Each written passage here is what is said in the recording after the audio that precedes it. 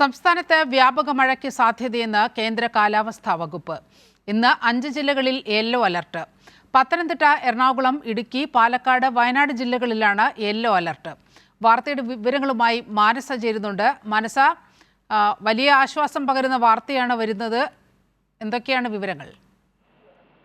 തീർച്ചയായും നീലിമ സൂചിപ്പിച്ചതുപോലെ തന്നെ ചൂടിന് നേരിയ ആശ്വാസം എന്ന് തന്നെ വീണ്ടും എടുത്തു പറയേണ്ടിയിരിക്കുന്നു. ഇന്ന് പ്രത്യേക ഉയർന്ന താപനില മുന്നറിയിപ്പൊന്നും മറ്റു ജില്ലകളിൽ റിപ്പോർട്ട് ചെയ്തിട്ടില്ല. അതോടൊപ്പം തന്നെയാണ് സംസ്ഥാനത്ത് വേനൽ മഴ സജീവമാകുന്ന രീതിയിൽ കേന്ദ്ര കാലാവസ്ഥാ വകുപ്പിന്റെ ഏറ്റവും പുതിയ വിവരം പുറത്തുവരുന്നത്.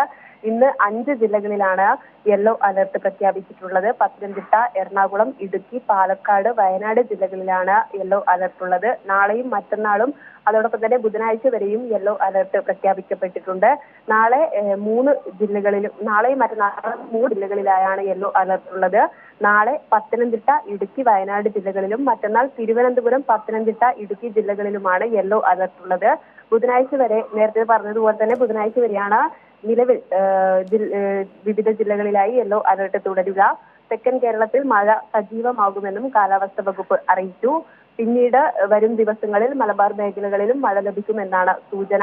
അതോടൊപ്പം തന്നെ ഒറ്റപ്പെട്ട ശക്തമായ മഴയ്ക്കാണ് സാധ്യതയെന്നും കേരള, കർണാടക, ലക്ഷദ്വീപ് തീരങ്ങളിൽ മത്സ്യബന്ധനത്തിന് വിലക്ക് ഏർപ്പെടുത്തിയിട്ടില്ല എന്നും കേന്ദ്ര കാലാവസ്ഥാ വകുപ്പ് വ്യക്തമാക്കുന്നുണ്ട്. അതിനിടയിലാണ് ഉയർന്ന ചൂട് നിലനിൽക്കുന്നതിനാൽ ജാഗ്രത പാലിക്കണം എന്ന നിർദ്ദേശവും കാലാവസ്ഥാ വകുപ്പ് അറിയിക്കുന്നുണ്ട്. മാനസയാണ് വിവരങ്ങൾ പങ്കുവച്ചത്.